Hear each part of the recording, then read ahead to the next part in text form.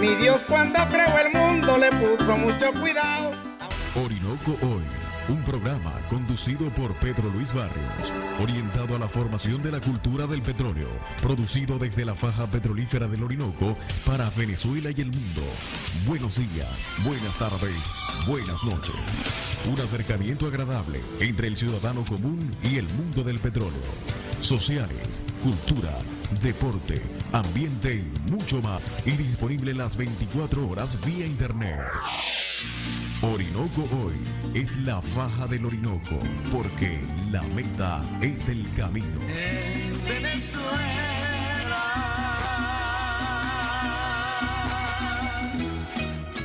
Buenos días, buenas tardes, buenas noches. Tu amigo Pedro Luis Barrios te da la bienvenida donde quiera que te encuentres, en Venezuela o el mundo. Así comenzamos históricamente nuestro programa Orinoco Oil. Desde Pariaguán, capital del municipio Francisco de Miranda, Anzoátegui, Venezuela.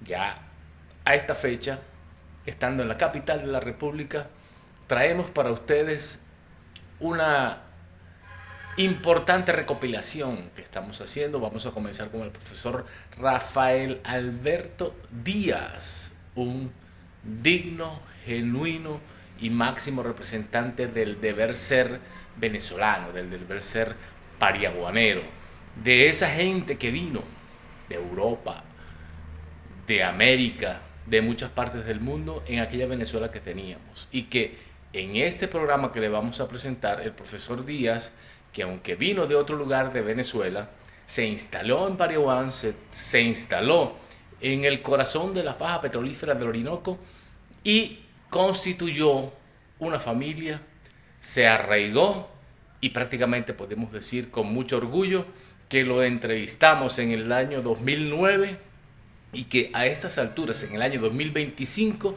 nos enorgullece presentárselo a todos ustedes de una manera muy cercana y de una manera muy cordial, para un educador, para alguien que lo entregó todo por el país y a quien le rendimos un merecido homenaje.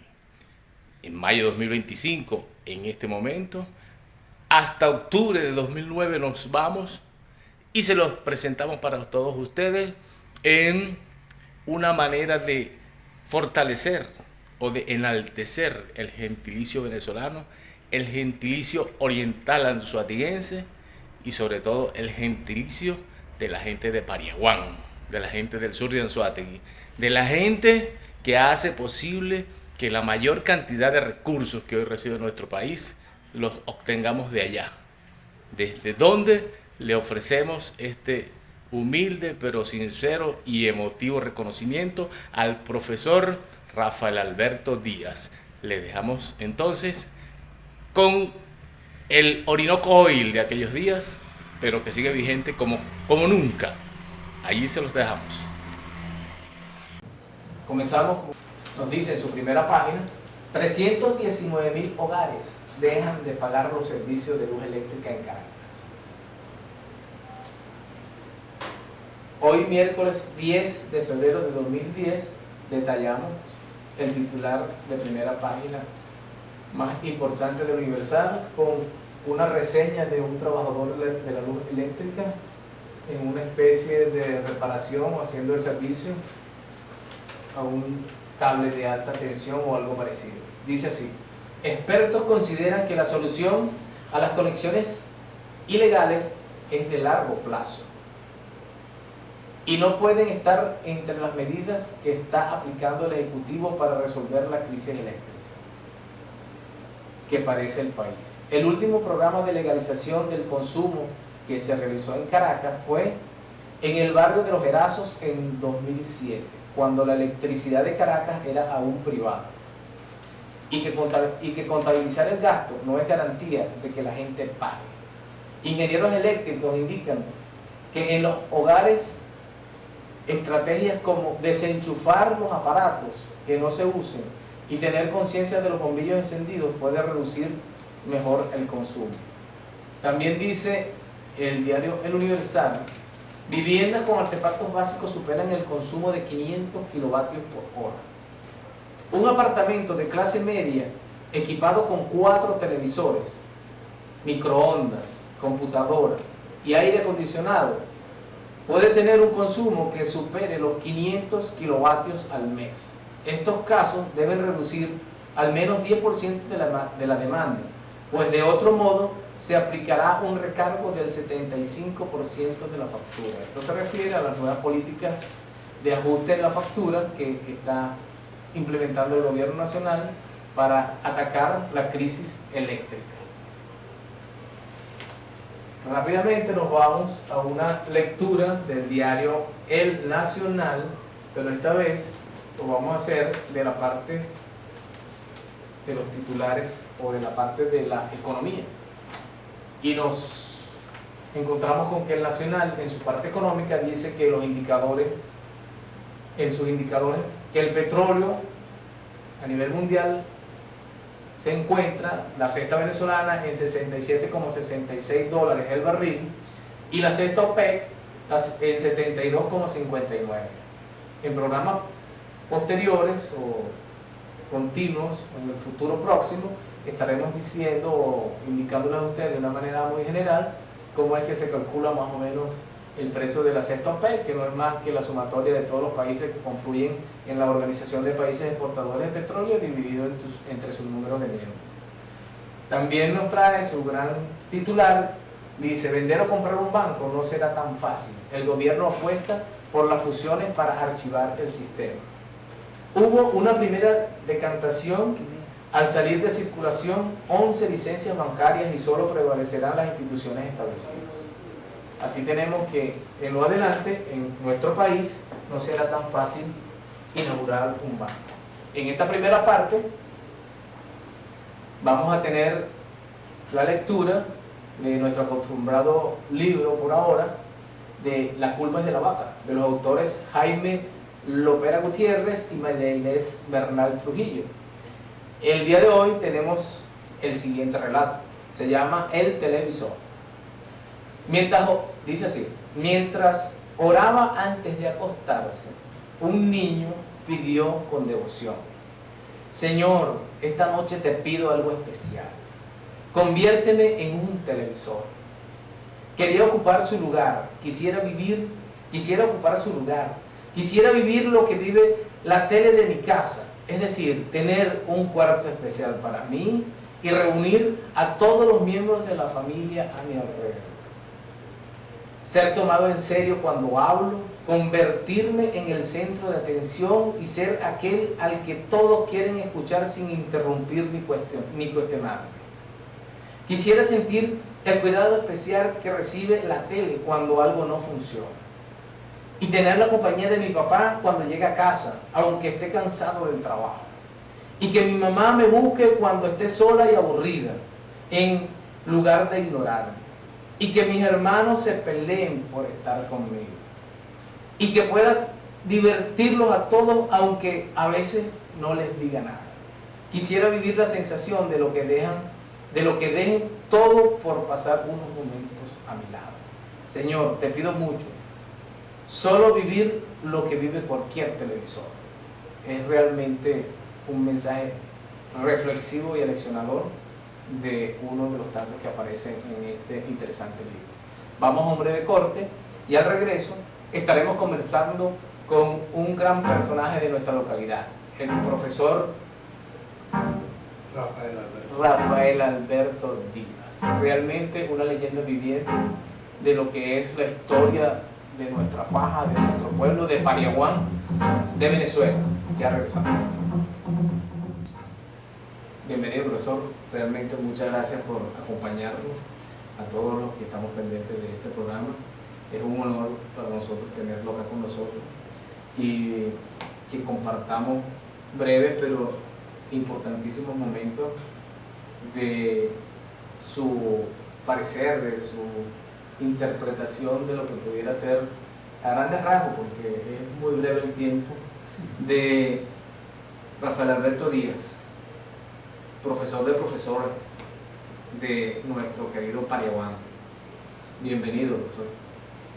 Muchas gracias por tu invitación y un saludo a todo el pueblo pariaguanés, con mis mayores deseos de felicidad para todos ellos. Sabes que ahorita en este momento, cuando empezamos, tenía una sonrisa, no te diste cuenta, en los labios. Esa sonrisa era porque me estaba acordando de uno de los tantos chistes que pueden suceder conmigo. Este apartito que tú me acabas de poner aquí. Resulta de que Alfonso me invitó a El profesor Alfonso Morales. el profesor Alfonso Morales me invitó a la radio y yo fui a esa. Y él tenía que tener una preocupación muy grande, y era que cada vez que yo me movía, él cogía el micrófono y me lo llevaba para todas partes. Por último, ya cansado de tanto llamar el micrófono, por favor, chico, habla frente al micrófono. Vale, acuérdate que yo soy maestro, y una de las cosas que tengo es que hablo para todas partes, yendo para todos lados. No hablo única y exclusivamente a la cara de la persona. A veces es hasta mal hacer esto. Es mejor dicho, se interpreta como mala educación, pero en sí son hábitos que se adquieren, sobre todo, este es un hábito propio de la educación. Otra cosa que me preocupaba, que cuando llegaste allá a la casa, le dijiste a mi esposa, lo interesante es que él sí es verdad que sabe de la historia. Yo te voy a empezar por decir algo. No sé tanto. He leído y he tratado de hacerlo lo mejor posible para quienes han sido mis alumnos. Pero empezando por algo, yo siempre he dicho algo, y se lo dije a usted, allí en el liceo, que la historia no la hacen los que escriben, sino que la hace el pueblo. Es el pueblo el que realmente hace la historia. La historia es producto de tuya, mía, de todos los que estamos en Payabán, de todos los que tenemos, los que venimos aquí a veces y decimos, yo sé de Payabán, yo estoy en conocimiento de tal situación de Payabán. Ese está haciendo historia. Ese está haciendo, no escribiendo. Porque cuando el que la escribe tiene la particularidad de que escribe de acuerdo a su capacidad, a sus conocimientos y a su propia condición de ser. Entonces, a veces, hasta los muchachos, tú no te escuchas veces cuando yo estaba hablando, profesor, esto no lo he dicho yo, esto no es que yo lo estoy inventando, ni esto no es un deseo mío, es sencillo y llanamente.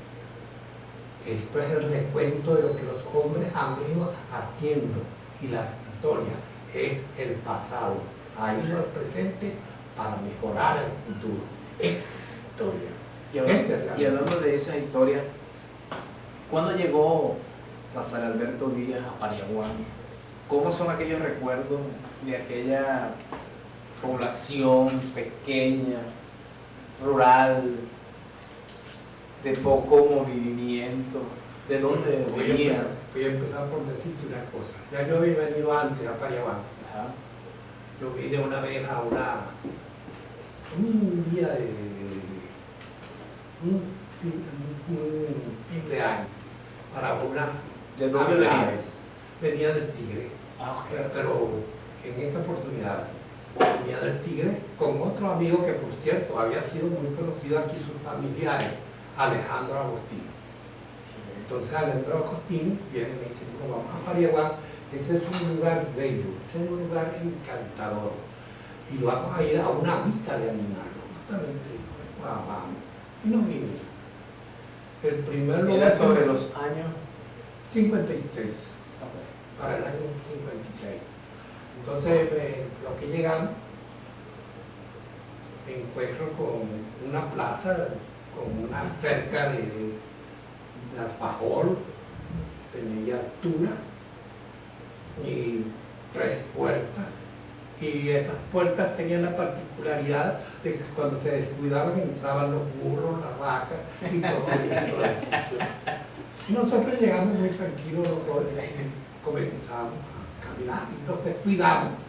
Total que llegó a las 12 de la noche y regresamos corriendo. Vamos a ir a buscar un hotel chico para poder dormir esta noche. Nos encontramos. ¿No había hotel? No. ¿Se había? Había, pero lo cerraban a las 12 y no le abrían a nadie. A las 12 de la noche. A las 12 de la noche, Ah, ok. no le abrían a nadie. Total vez que nos tuvimos que quedar en la plaza, recortados, yo siento como que si el aparato tomara aire de mí. Nos sentamos en la plaza y me dice, ¿qué vamos a hacer ahora? Espera que van esto. Uno dice que aquí de madrugada es que la cosa es bien buena, que son las muchachas, que espera que van esto. Vamos a entrar. Yo cuando esto viene, justamente viene un cuarto corriendo. Salimos delante, Alejandro y yo, con Alejandro, estoy echando broma ya, con unas cuantas copias. Pero eran ustedes dos solos. No, solito. Ah, Entonces resulta de que, bueno, llegaron unas muchachas, venían y se nos ocurre, traíamos nosotros unos cohetes, se nos ocurre tirar unos cohetes. Tiramos unos cohetes, esos que llaman buscapiés. Y la muchacha, no sé si fue por gracia o si fue porque en realidad lo estaba haciendo, pega y se grita, ¡ay, una buscapatas! Eso fue causa de nosotros reírnos muchísimo. Y así fue como yo conocí a Pariaguán. Por cierto, que lo que me dijo Alejandro Agostini, y no vienes a Pariaguán, no, chico, yo aquí ni a prefecto. sí, ni de Yo prefecto. ni de prefecto vengo aquí. Me dice, no puede ser, Rafael, si es un pueblo, no, ni de prefecto. Por desgracia, o por buena gracia, o por bendición de Dios. El 14 de septiembre, el 9 de septiembre recibo una nota de la zona en la cual me decía que me trasladara a Pariaguán, donde había sido ascendido a director del instituto Mecano Arboleda Peraza. Exactamente, llegué aquí el 15 de septiembre de 1957. Y ya se vino dispuesto. No venía ya nombrado. Ya estaba casado. Pasé a Barcelona, recogí el nombramiento, me vine. Estaba casado, porque yo soy casado y divorciado. Y mi primer matrimonio, tuve 3 hijas y me divorcié, entonces me casé con Judith después. Entonces yo estaba casado, vine casado, pero me divorcié por un tiempo después. Bueno, y ahí empezó mi vida en Pariaguán. Y hoy en día, cuando alguien me pregunta que si yo pienso irme de aquí, yo le he dicho que si por alguna circunstancia, tuviese que salir de Pariaguán y me alcanzara la muerte lejos de aquí, que por favor me trajeran hasta aquí y me enterraran. O en ese cementerio viejo, me gustaría que fuera en el cementerio viejo. O me enterraran en cualquier parte, pero aquí en Pariaguán. Yo tengo mucho que agradecer a este pueblo. Y no es, cuando uso la palabra pueblo, no es de ofensa, no. Para mí pueblo es grande, es inmenso. Y eso que cuando yo llegué eran pocos barrios, poca distancia, ya prácticamente tenía como límite el Guasey, mejor la carretera de afuera. La vía nacional. La vía nacional. Por aquí eran muy pocos las casas, llegaba El pueblo de Pariaguán llegaba desde, existía el Bajo, obviamente. Sí, no, el Bajo, no, y nos dan allá, el Bajo va allá de donde está actualmente la bomba, de ahí en adelante no pasaba. Que estaban las parrillas. Sí, donde estaba, actualmente está los carritos del Bajo para el centro.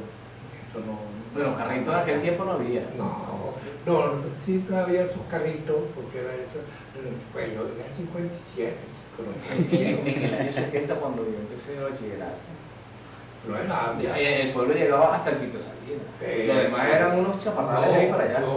Y se tuvo que era lejísimo. Cuando yo llegué era antes del Pinto Salinas. Bueno. Mucho No antes existía el del Pinto Pinto Salinas. Salinas. Mejor dicho, en mi casa, donde era mi casa, un tío de Judith siempre me regañaba y me decía, bueno, ¿cómo se le ocurre a usted, un hombre, cuando yo venirse a comprar para hacer una casa en este tierrero, no es que se le pegó la camioneta.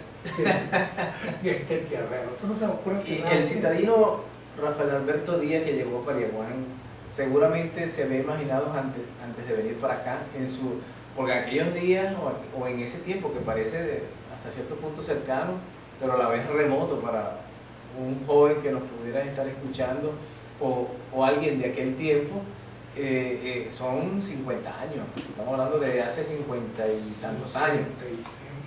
Y mire que en 56 años pueden pasar muchas cosas. Y se convirtió aquel pequeño pueblo en un gran pueblo o en una pequeña ciudad.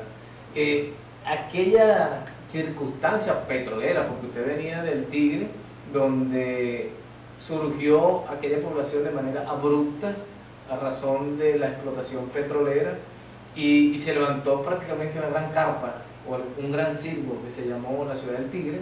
Para sus comienzos era una especie de campamento, ¿verdad? Alrededor de lo que es campo oficina hoy. Venirse para acá no era considerado como algo así, como un retroceso o en la formación que venía buscando el joven. Mira, óyeme algo. Díaz. Yo llegué al Tigre en el año de 1933. ¿Procedente de? Venía desde la Victoria, Estado Aragua. Yo soy de Usted casi que cuadra con el cuento que echamos en la efeméride de José Félix Rivas del próximo 12 de febrero, Día de la Juventud. Nací en el Consejo Ajá, en el año 28. Y llegué en el 35, ya de edad de 7 años aquí. Y cuando yo llegué al Tigre, por eso es que no me extrañó tanto la situación de Pariaguán, de que fuese el pueblo tan pequeño como ese de ese entonces. Porque yo llegué al Tigre cuando única y exclusivamente era oficina número 1, campo de lona y 2 casas.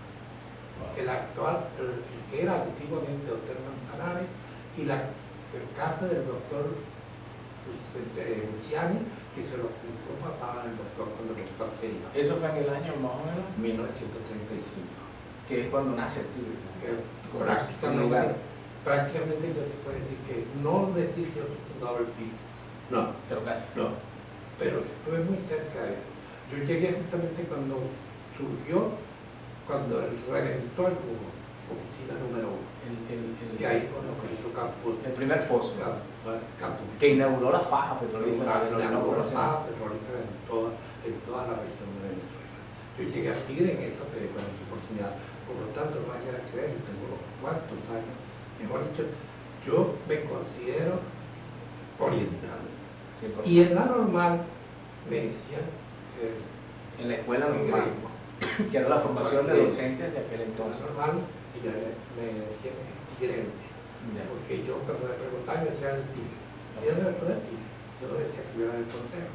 Ellos me consideraban como oriental. O sea, que usted venía del centro del país, prácticamente. Yo vine del centro del país, pero realmente no conocía. Yo vine a conocer un pueblo ya bastante adulto. Y ya, hombre adulto fue cuando vine a conocerlo.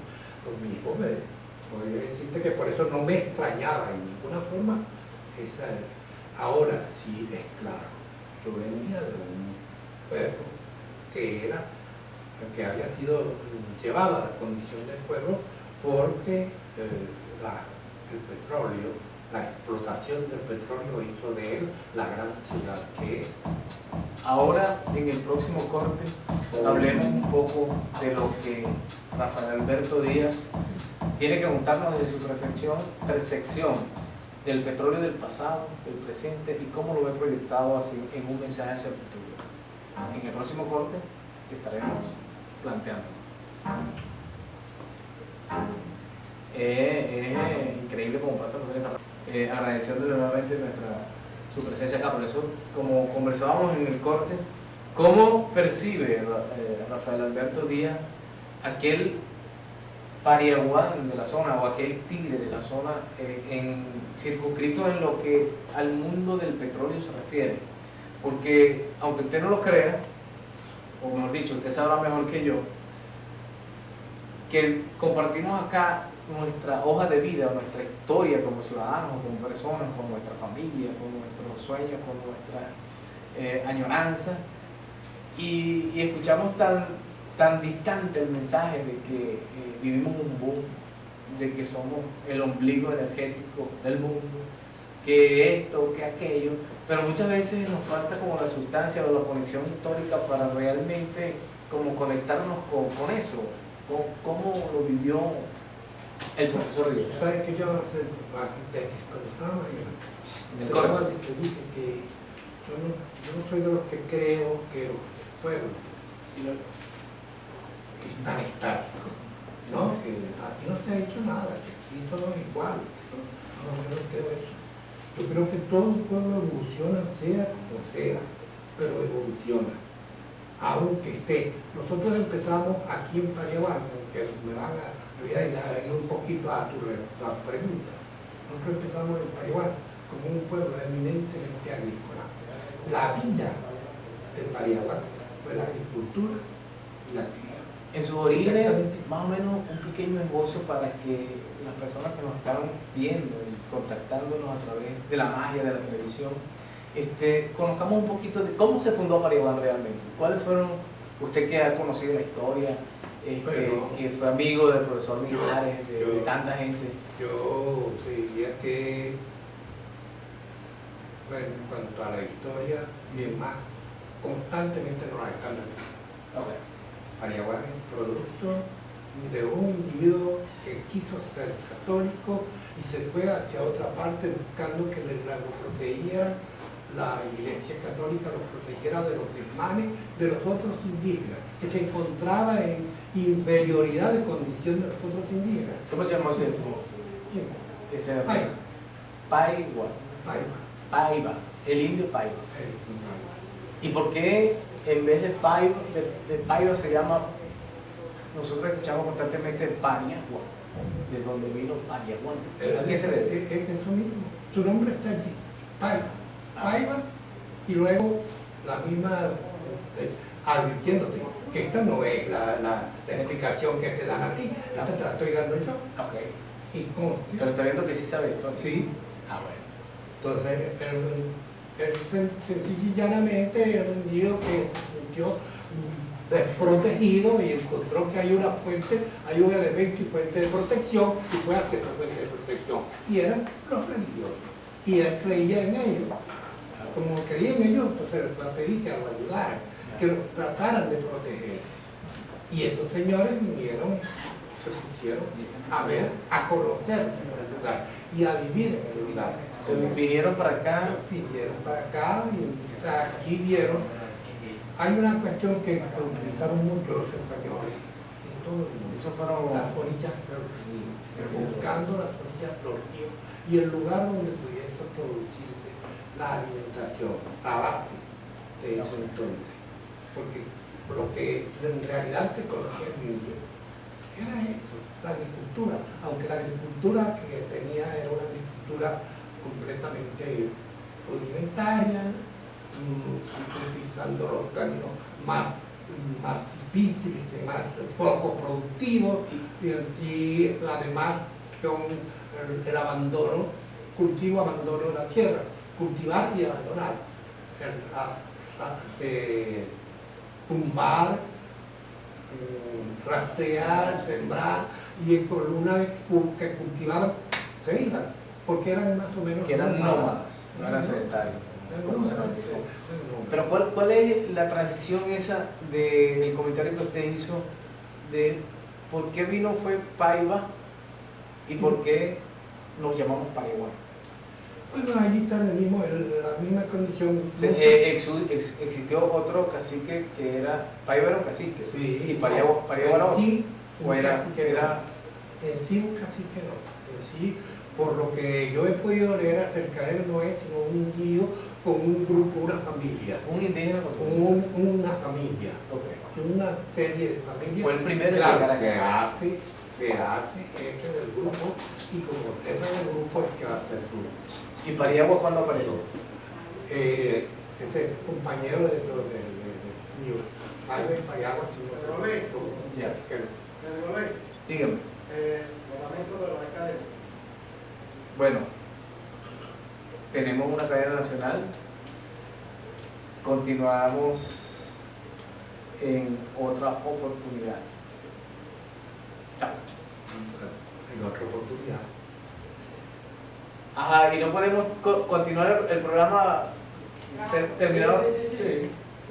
Vamos a terminar el programa. Nosotros. Sí, está grabando. Ok. Pero para no se puede detener un momentito. Continuamos. En el segmento anterior estábamos conversando de que fueron Paiva y Payagua, los dos indígenas que prácticamente iniciaron lo que conocemos hoy como la ciudad de Pariaguán. ¿Por qué se llamó Pariaguán y no Paivaguán o algo así? No, hay hasta una explicación que dan en cuanto al uso de los españoles de darle siempre terminación con N a los nombres. Hasta hay una explicación que la dan que por esa razón entonces le pusieron Pariaguán. Sobre todo la N, la terminación de la N. Entonces, que es más o menos un hábito o una costumbre de los españoles de cambiar las cosas, que agregarle sobre todo la N como efectivo. Y eso creo que es la razón, porque yo estuve leyendo una partecita y encontré, me llamó también la atención, como tú, me llamó también la atención eso de que Pariagua y Pariaguán. Entonces, bueno, sí. O sea, que fue lo que seguramente sonaba mejor. Que no es costumbre de ellos. No solamente con ese nombre, con muchos nombres. Y fueron los franciscanos, los capuchinos, los que se llegaron hasta acá y prácticamente que educaron a los indígenas de esas tribus de esas tribus que lideraban estos dos indígenas. Posteriormente de allí sobre el grupo de familias se unen a ellas, un grupo de familias. Se ligan los indios con los españoles y sí, esto vino hace 260 y tantos años.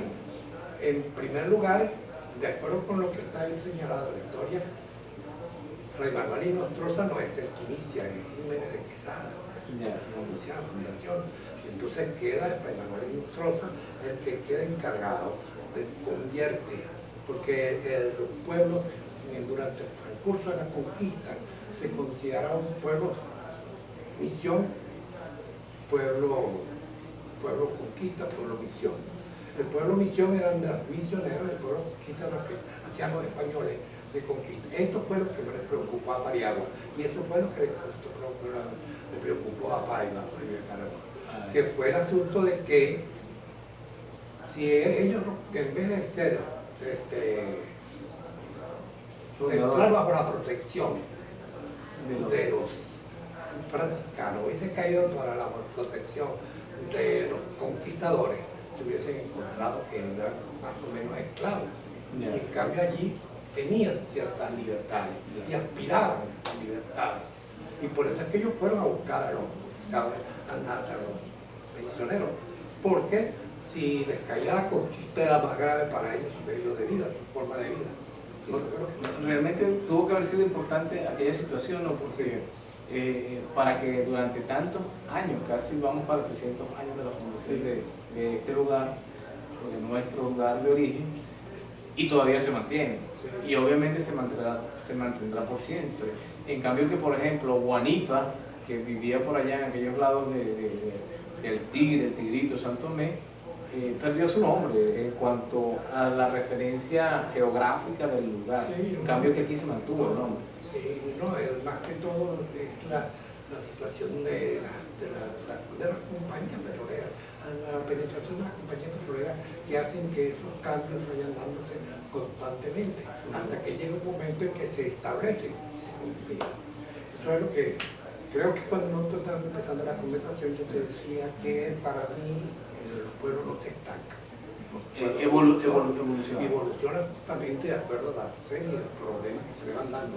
Unos muy lentamente, otros violentamente. Sobre todo, el problema ha sido que las empresas petroleras han traído, como sucedió con todas las cosas donde hay algo que sea de extracción. Las comunidades se volcan hacia aquellos lugares buscando desde allí mejor sistema de vida. Ahora, desgraciadamente, esto no es verdad. Desgraciadamente esto no es verdad, porque resulta de que las empresas petroleras no pueden emplear todo el flujo que se les viene hacia ellos.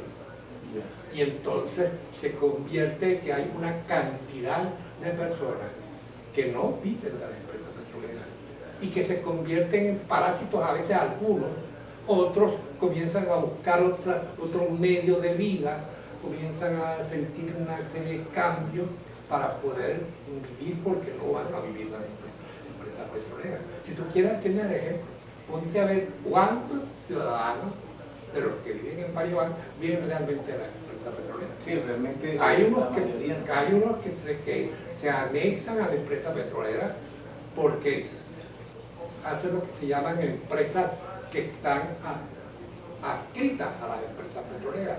Por ejemplo, tú das un taller y ofreces tus servicios de mecánico a la empresa petrolera, pero no quiere decir que tú vivas de la empresa petrolera. ¿Entiendes? Sino que vives de la comunidad en general. Y ese proceso, profesor, de como pasamos de la época indígena, transcurrió así la época, evolucionamos y vino la profundización de la colonización española desde todo punto de vista. Llegamos a la época de independencia.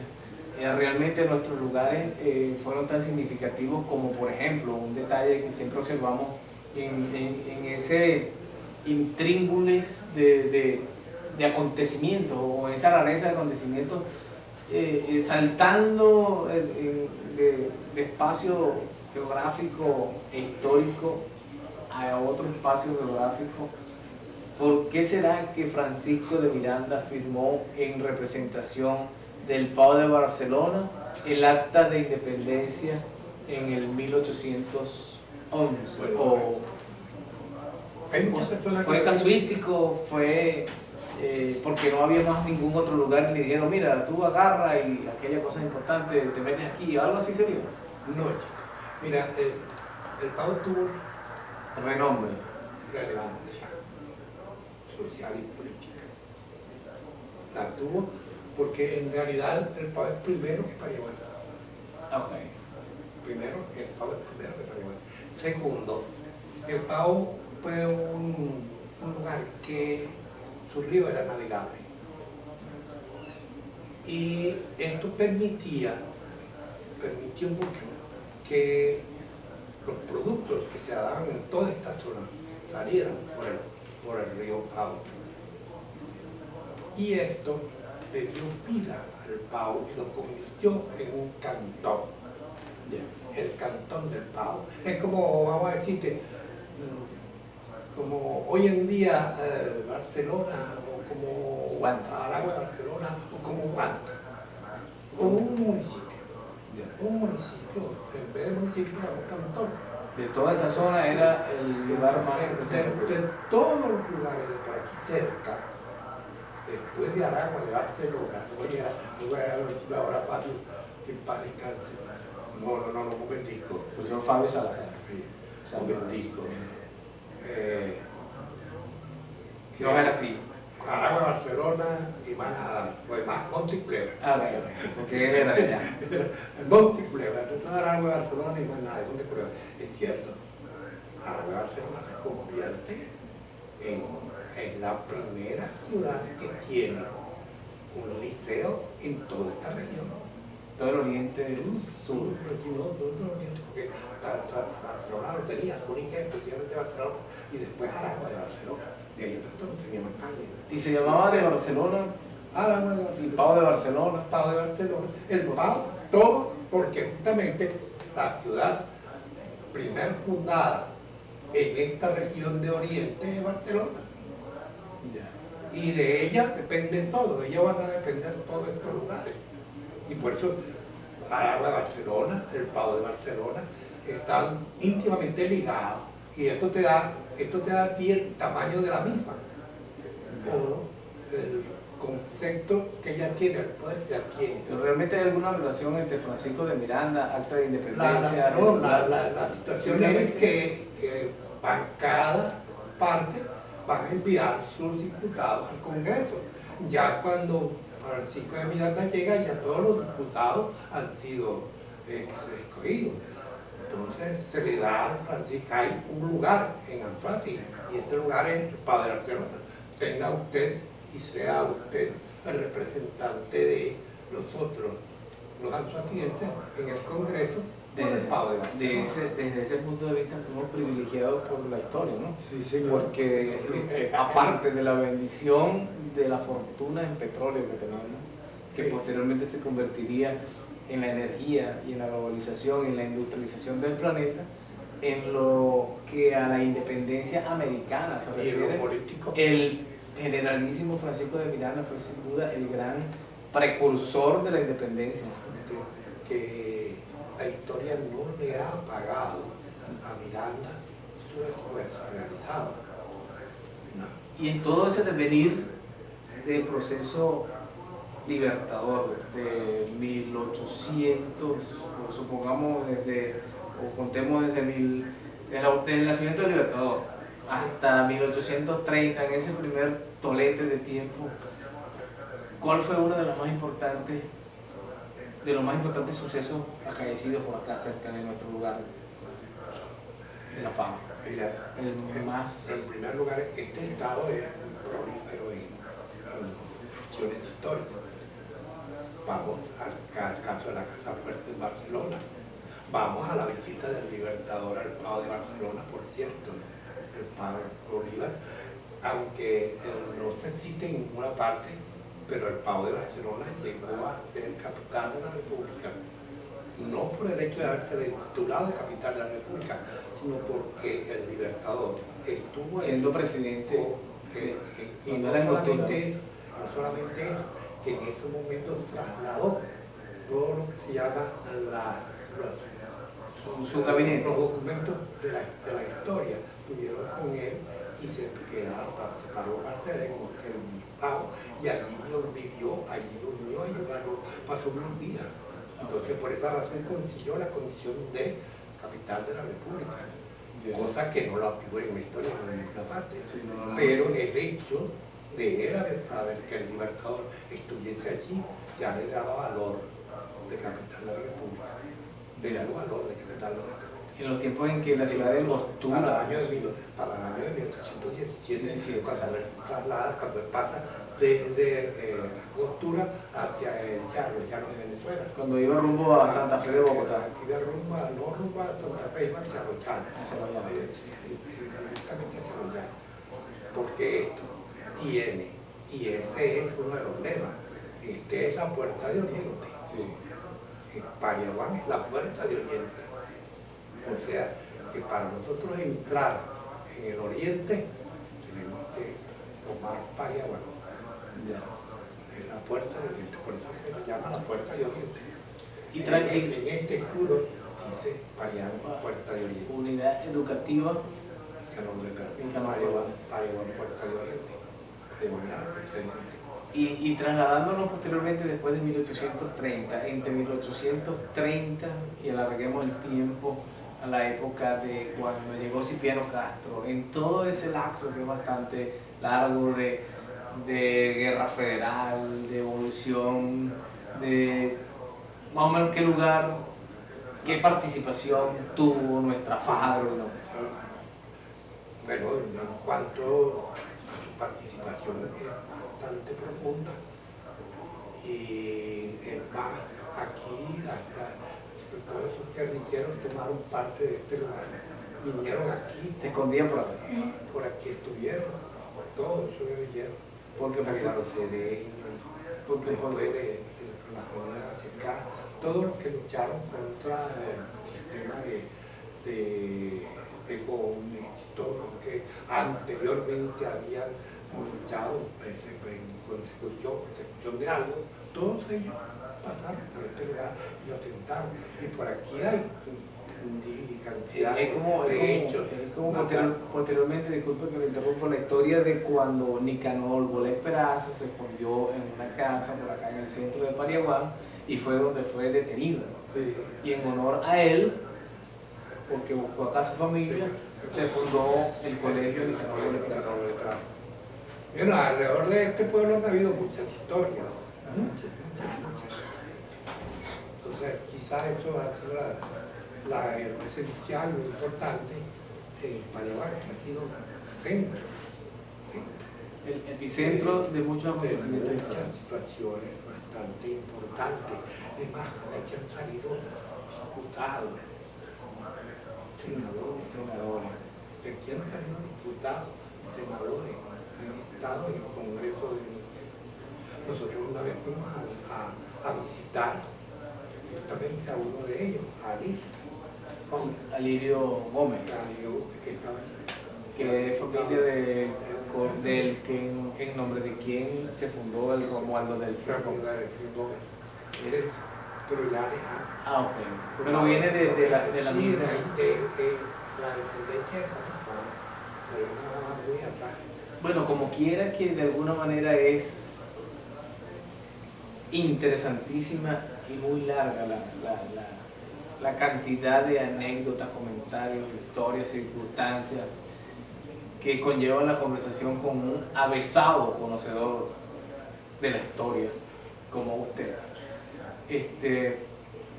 Quisiéramos plantearle que en próximas oportunidades tuviéramos el honor de volver a contar con su presencia y desarrollar temas un poco como por ejemplo su parte deportiva o sus conocimientos acerca de quién fue Juana de Quirós, en nombre de quién existe un estadio actualmente acá. ¿Por qué lleva ese nombre? ¿Cómo es que usted también fue manager, deportista?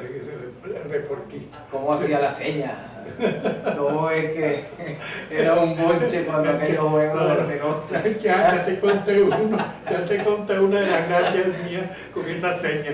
No. Bueno, profesor, gracias por tenerlo por acá y próximamente queremos comprometerlo para volverlo a invitar y continuar amenamente charlando y compartiendo agradablemente de la historia, siempre llevada desde el punto de vista del oro negro al oro amarillo, traducido en bienestar social.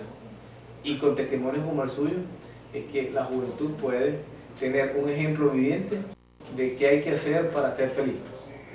¿Verdad? Gracias por venir. Y hacemos la despedida para este programa con el profesor Díaz al término de la distancia y así nos despedimos. Al 2009, al 2025, caminante no hay camino, se hace camino al andar. Al pensar, sentir y luego actuar, sí lo podemos lograr. La meta es el camino. Vale.